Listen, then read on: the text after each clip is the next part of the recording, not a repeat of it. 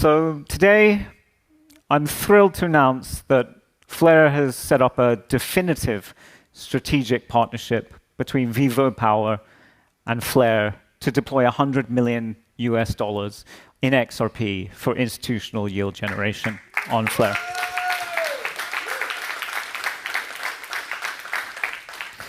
This is a major milestone, not just for Vivo Power, but for the broader XRP ecosystem.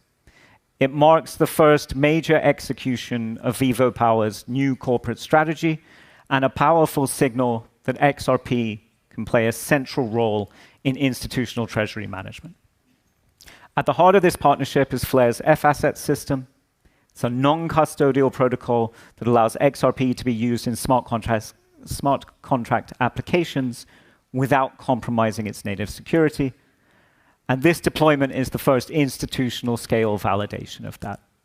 In many ways, it establishes Flare as this essential programmable utility layer for the XRP ecosystem.